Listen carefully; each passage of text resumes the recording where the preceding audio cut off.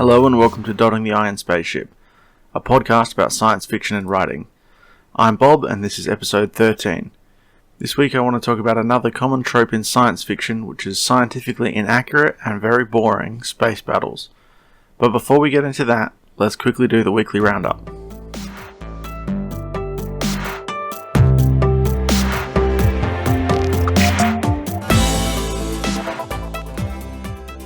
Last week's blog talked about putting the podcast up onto various distributor sites. On Tuesday, I wrote a free flash fiction story called Telescope, where we find alien life really far away. I did a review of The Fifth Element from 1997, and my Patreon exclusive flash fiction story was called Parachute, about an accidental teleport. Next week there'll be a blog, a free story, a review, a Patreon exclusive, and a podcast, so keep your eyes and ears peeled. I felt pretty lazy this week, even though I got quite a bit done.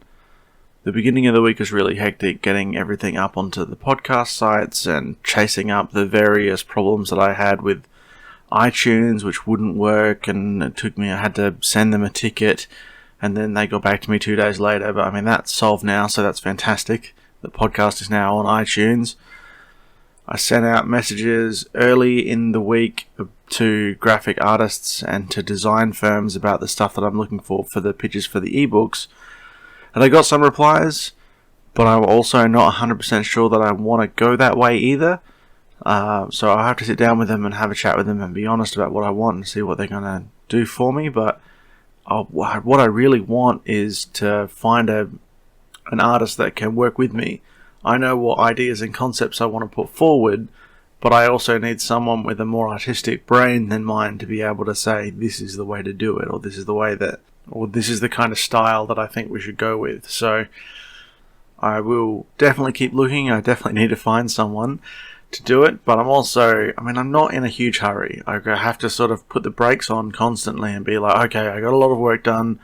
I feel under a lot of pressure this week because all of a sudden I'm putting things out publicly, and I don't want to be like, I've got to run and get everything done really quickly. No, what I need to get focused is make sure that every week there's all the things that are being done on the weekdays that I've promised that I'm going to do, and everything on top of that. I mean, I haven't promised to do the Frank Mason stories. I haven't made that promise, even though that's what I want to get done. I want to be getting some work done on Frank Mason done this weekend, in fact.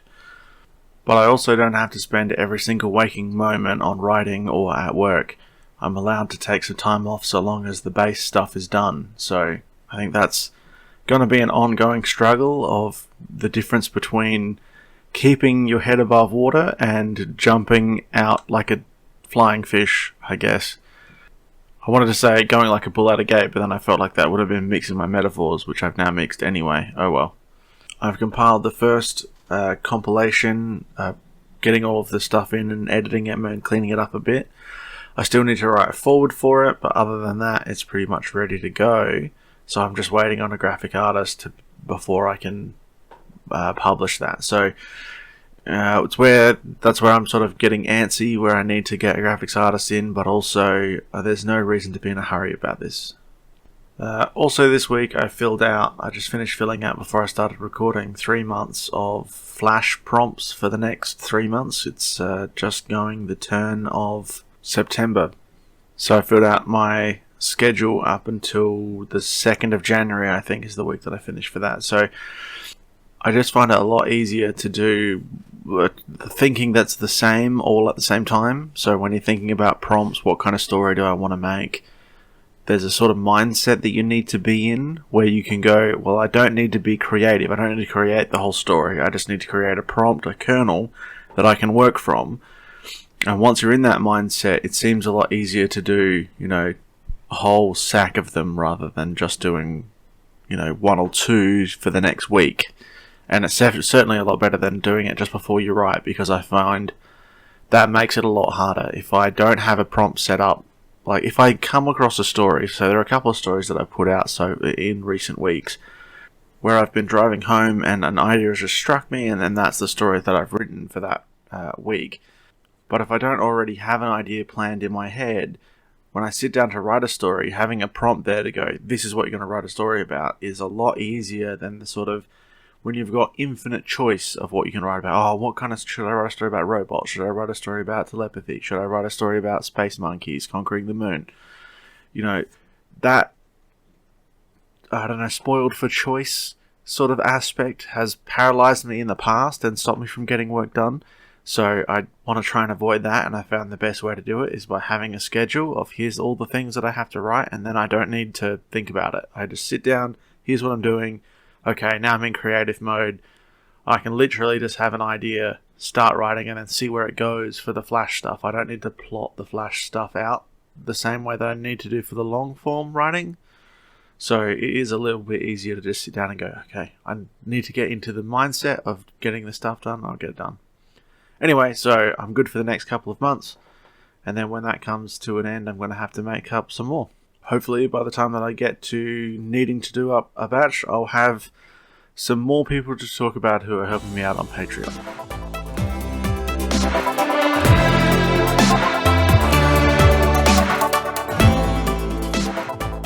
So I just want to say thanks to the people who have supported me on Patreon, both currently and in the past. If you've helped me out on Patreon, you'll find your name on my website on the page called the Heraldic List of Awesome. Every patron gets their name put on the list, and different tiers get access to different things. So if you were to sign up right now, you get access to 15 exclusive Patreon stories right now, and a new one is added every single week. Also, every single week, I congratulate the current King of Awesome, who is the first amongst my patrons. This person has proven to be my most awesome fan and is recognized as such. And the King of Awesome this week is still Zevin Art. He's the longest running king that we've had since I invented it when he was already king. But his crown is only tentative and it can be knocked off. So if you want to be named on the podcast, you can become a Lord of Awesome and you'll be named, and if you are the most awesome person, you'll be given the crown and named as the King of Awesome for this week. If you can't help me out on Patreon, that's cool too.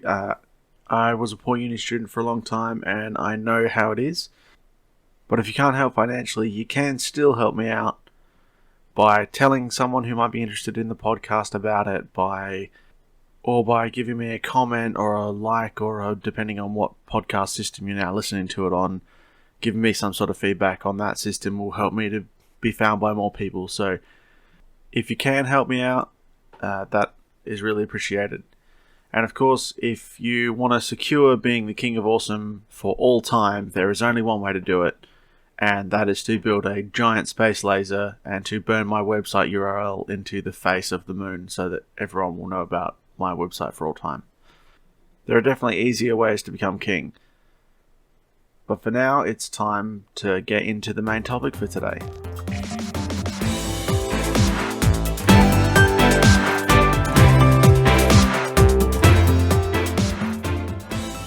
The main topic today is scientifically inaccurate and boring space battles. What I'm talking about with this is not when a show has silence during space, or if they've got, noise in space that seems unrealistic. That's a stylized choice.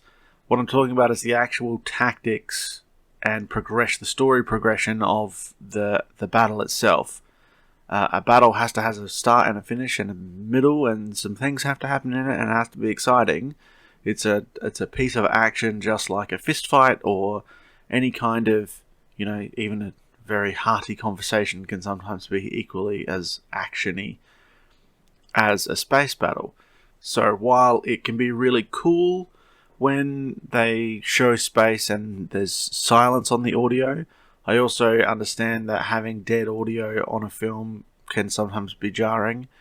And so if they make a stylized choice to have sound in space, I'm cool with it. I don't really care. It depends. I personally find when there is silence in the shot of something being outside, that it makes you focus even more on the image.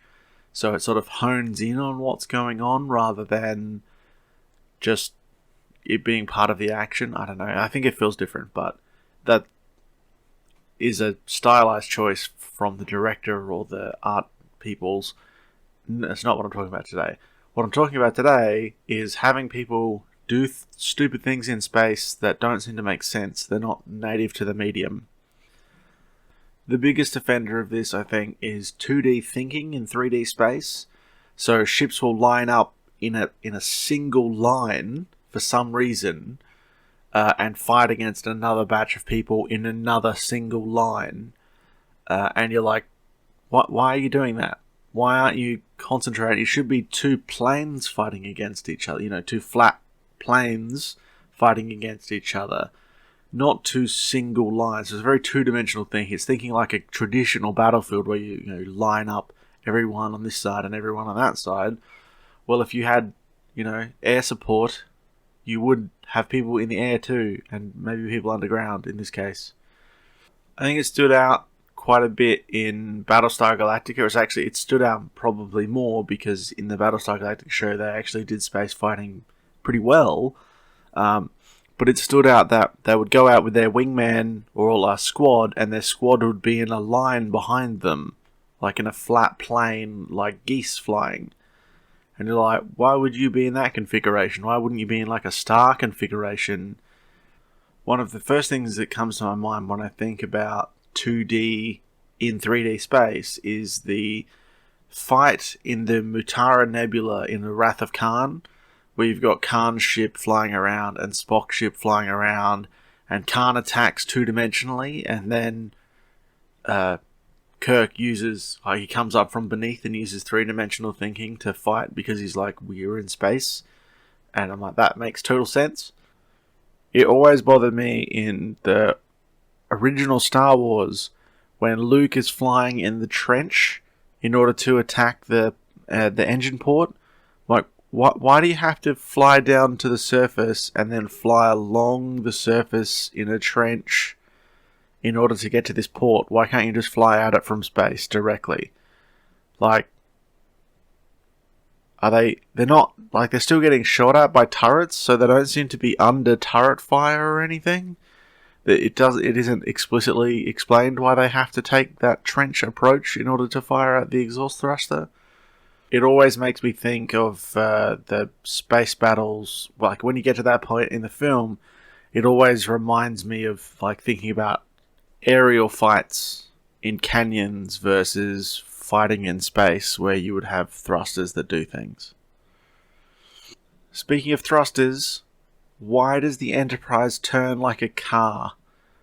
Like, in all of the clips in Star Trek, when the Enterprise or any of the Federation vessels turn, they could just spin on their central axis. Instead, they go forward and turn around as if they were a car. Like, and they have to have forward momentum in order to turn. They don't have to have forward momentum to turn. They can spin around entirely. But for some reason, they have to drive forward to turn around whenever they change direction in Star Trek. It always annoys me when I see those little clips, and I'm like, you could just spin. You don't have to go forward to turn around. It also, like, when you see space fighters, like, strafing something, they don't need to do that. Like, they could actually stay with their guns pointed at whatever they're fighting at as they fly past, and actually pivot. And so as they fly over, so that they're not a straight target, they could actually pivot the ship. I mean, I guess it depends if they've got a main engine. But even if they didn't have a main engine, they don't really need to be accelerating during this point. Like, they don't, like, if you set it up right, you could be flying and pivot on thrusters and fire at the enemy as you go over the top. You're a moving target, and then you turn and accelerate away. But I don't know, I've never seen that happen in any media, really. I know because TV and film is a very visual medium that you often have to have ships a lot closer than they should be as well. Like, which I'm sure for the average person watching it, they're like, oh yeah, the ships are close enough that you can see both of them. But in reality, the weapons on, like, the Enterprise should be able to fire something like light seconds away, not something so close that, it works so quickly. Like, the ships in Star Trek are often so close together that if they did blow up the other ship, they would be damaged at the same time. It just the missile fire and missile explosions was probably enough to damage your own ship when you attack someone if you're as close as they're shown to be in fights like that. Another thing that gets caught in my craw is that ships are like standing still in space. They're not standing still in space. Like, there needs to be a reason that they're doing that. Which, I suppose for something like Star Trek maybe, you can argue that they've got like a engine that's stopping them from moving. But typically you see ships that they're floating, they're completely stable in the reference frame. So even if things are moving around, then those two ships might as well just be stopped. And that's only true if the two ships are both at the exact same orbital velocity. If they're closer or further away from a gravity well, then one ship would be moving faster than the other. They'd be naturally overtaking all the time. This is definitely one of those times where playing Kerbal Space Program really helps you to understand, like, when you're trying to dock with something, if you're not exactly at the right orbital speed, you just zip right past it. And trying to change, in order to dock, it isn't as straightforward as going directly towards it, like, because as you go directly towards it, it's changing, your vector is changing all the time. I haven't really seen it. So in Star Wars, they have a battle computer or a shooting computer, aiming computer or whatever, I forget what it's called. But they do actually have a targeting computer is what it's called, in Star Wars. But a lot of, even in Star Wars, they tend to have a lot of point and shoot weapons in these highly developed, incredibly advanced spaceships that would require the ability to have computers, or in worlds where they've got artificial intelligence. I do find myself wondering what, like, the role of AI would be in operating a lot of those guns. If you've got an intelligence, like in Star Wars, we know that they've got robots that are smart enough to be able to discern who or what the enemy is. And so if you're smart enough to develop robots that are that good, why aren't you using them to target things on your ship? Like, why don't you have that kind of robot brain is just in control of this one gun, and that way they can independently target things that might come past. So your auto turrets are going to be considerably more efficient with AI assistance than they would be if they're being shot by hand. And it's never really made clear why that is. Like, it's clear why people distrust the droids, but it's not, like, obvious to me that there's a good reason why they don't have droids doing targeting work like that, because they would be considerably better at it than any living thing. So point, 57 or whatever up to, some ships in space battles are designed to go in and out of atmosphere, and some ships aren't. And so you would, like, if I was in a space battle, I would be using that to my advantage. If I have a ship which is aerodynamic, or maybe it's got, heat, it's like ceramic heat occluders or something in it, so that you can do re-entry and you're fighting against someone who can't, then I would be pulling them into the atmosphere of anything that was close enough as quickly as possible to heat the absolute crap out of their ship, and potentially, if not do damage to their ship, at least make it much harder for them to maneuver, because their unaerodynamic ship is not going to be able to maneuver as well as my aerodynamic ship that's designed for air flight. So you see it sometimes, but I often feel that, like, in a space battle, people aren't using their advantages, like their ship's advantages, to the best use. And of course, the quintessential bad space battle is The Last Jedi's chase of the Raddus versus the big supremacy ship that is for some reason unable to capture the Raddus, because it can't catch up to it, apparently. That chase sequence that the whole movie is based around is one of the many reasons why that movie is horrendous. You've got FTL capable ships that we know can do short jumps, But apparently they can't do short jumps in this case. Like the First Order, I want to call them the Empire because they're still just the Empire. They're an Empire clone, just like Palpatine will be in the next movie. The entire chase scene is just filled with artificial difficulty that's clearly... It doesn't fit into the lore, which makes that movie just so much worse. You know, we're told that you can't track things in hyperspace multiple times throughout the franchise, and now you can, and the development of this is not something that apparently the Rebels would know about. As if the Rebels wouldn't know that what the First Order is developing for technologies. Why would they not have people in there stealing them? Anyway, aside from that, we're also told that big ships can't outrun small ships. When we first meet Han Solo, he says that the Millennium Falcon can outrun the big Corellian ships. Like, so the implication there is that big ships can chase down little ships. We're also shown that the Star Destroyers, like the opening scene of Star Wars, the first scene in A New Hope, is the big Star Destroyer catching up to and getting the Corellian freighter that Leia is on. It starts the entire story. The entire franchise is based on the fact that a bigger ship was able to catch a smaller ship. But now in this movie, no, that doesn't happen anymore. Bigger ships can't catch smaller ships. And even if that's the case, if you've decided that that's the case for this movie, even in that case, you've still got... So the Supremacy is bigger than the Raddus, but the Star Destroyers are smaller than the Supremacy, and even if they aren't, there are other smaller vessels that they could deploy. But they can't deploy them because they're out of range or out of support range or something, which doesn't make any sense. You know, with the number of ships on the Raddus, the number of TIE fighters on the Raddus, and the number of TIE fighters on all of the other ships, they could have swarmed... Did I just say Raddus?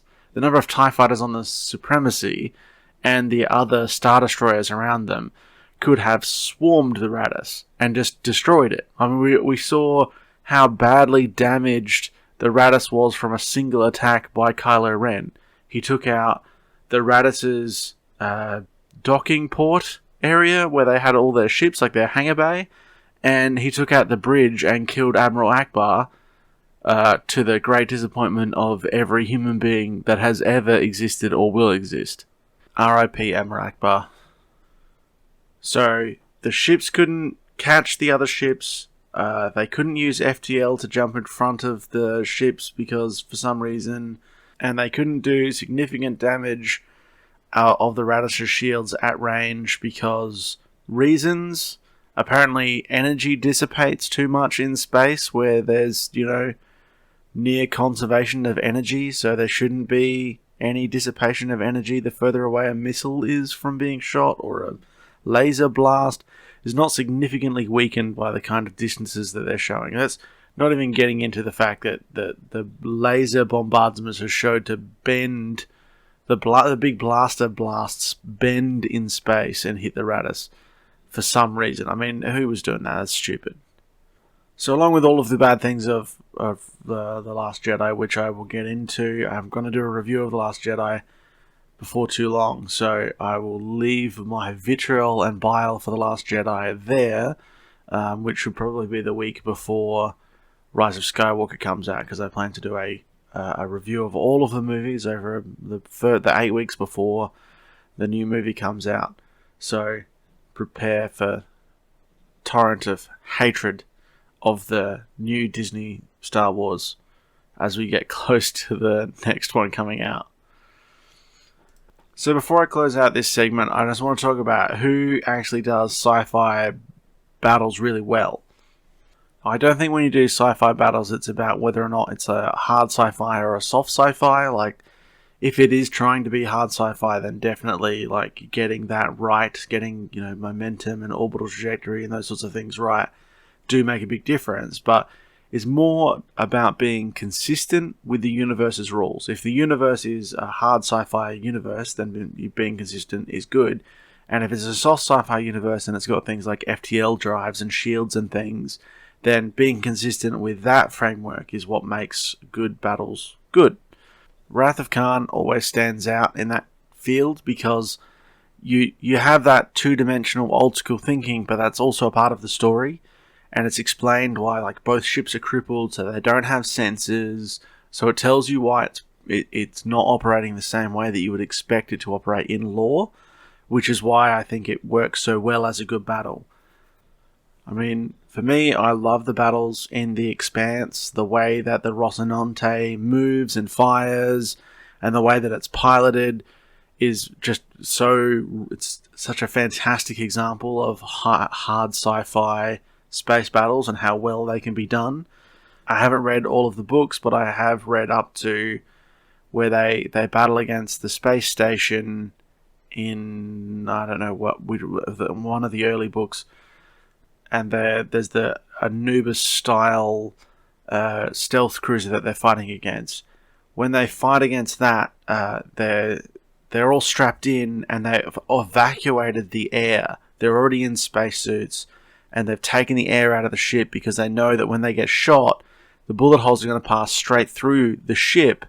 And if they had atmosphere, it would just make things worse. They're already prepared. Like, they don't want to lose the resource of having the atmosphere. So they've got it in tanks, and they don't want to be disorientated by a lack of pressure or other problems. They're already in spacesuits ready to go and like strapped in. They're like, you just see just the molten steel trails that form as these huge, these massive, I don't know how big they are, but they look like, 50 caliber sort of, or even bigger sort of style bullets that rip through the ship from one side to the other and just make this huge, huge damage. So The Expanse does it fantastically. Aside from what I said about about Battlestar Galactica lining up, I think weirdly, and having a sort of two-dimensional thinking there, where the wingman ship is sitting behind and to the left or to the right of the primary. They actually do their battles really well. The big battles, the battle for getting them off of New Caprica is just fantastic, where he does the Adama maneuver, and that's just another example of something working where it just uses all of the available tactics that are open to you in universe when you've got things like FTL drives, and they use a flak shield to protect the big cruisers from each other's shooting, like the big guns that each of the battle cruisers has, both the Cylon battle cruisers and the Battlestar. They use a flak shield, so they're firing explosive rounds that explode at a certain distance, so that incoming fire will hit that rather than hit. So they, instead of having an electronic shield, they use a shield of chunks of metal, which is really smart. And it explains the need for why you would need to have the fighters to battle, because they're going to be able to get around a flak shield. They're going to be nimble and fast enough to be able to get around a shield like that and to be able to attack the larger bases much stronger and faster and in a coordination. So that it sort of it doesn't make a lot of sense to have fighters in a lot of traditional settings, because they're just not useful enough. If you've got a massive gun or a massive power generator on a huge Battlestar-sized ship and like a big capital ship, it's better to be able to just blast your enemies with that rather than be able to blast your enemies with like tiny pew-pew guns that, But I think Battlestar does a fantastic job of explaining why you need to have those and explaining why they exist, and it fits really well in universe. DS9, in the later seasons, when they get pretty heavily into the Dominion War, a lot of their battles are really well done as well. They've got a really three-dimensional way of thinking when they do them. But when they're trying to force their way through lines, they're forcing their way through the center of a flat plane in most cases. When they mine the wormhole, they mine the whole face of the wormhole. A lot of those battles suffer from a lot of it's not necessarily Deus Ex Machina, but convenient battle tactics where they're battling against each other, and then all of a sudden someone rocks up and helps them out. So that it's not, they often are like, oh yeah, our allies finally rocked up. Where that does seem like it gets old if that's what's happening in almost every battle, but that is one detractor to the DS9 space battles. But on the whole, they're really good. They do really well at doing ground fighting as well in space. And the storyline with Nog, when Nog gets shot, he gets shot in the leg, I think, and he has to get a prosthetic.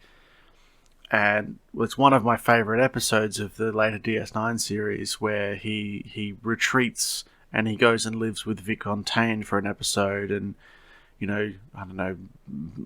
does gambling and things, and like just that way that they address PTSD for someone who's a combat veteran in such a light, and that kind of fictional framework is a light, entertaining world, and it's a very heavy topic, and I thought they did it really well in that episode.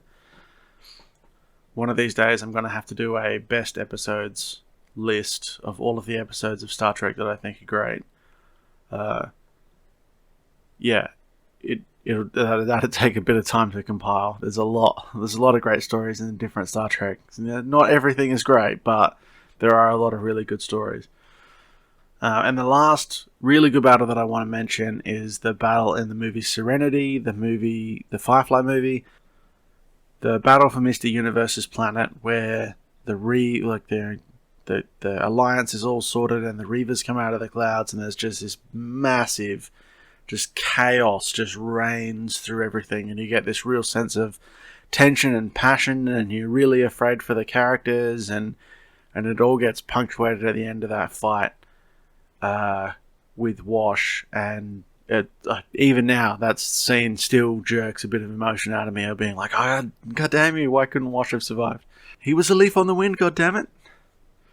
The chaos of that battle really showed how, like a really good space battle where you've just got all this stuff going on.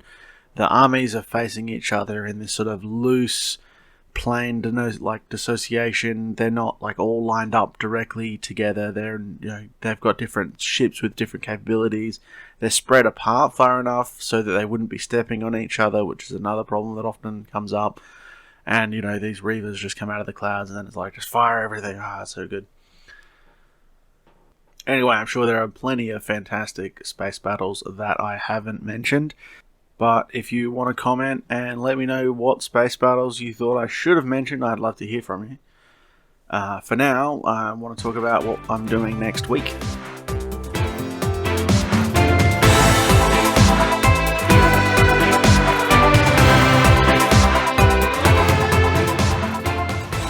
Prompt for Tuesday's story is Sleeper's Ship. On Wednesday, I will be reviewing Back to the Future. Thursday's Patreon-only story is going to be written from a prompt, Electronic Crutches. And the topic for the podcast episode next week is Only the Chosen One Can Save Us. It's one of my favourite topics to talk about. If you want to contact me with a comment or a question, or just tell me how rubbish I am, you can contact me at contact@robert-lynch.com or on Twitter at BobLynchBSC.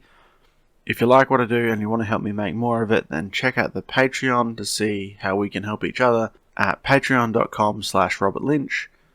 And as always, you can check out my website for new stuff every weekday, and I'll see you next week.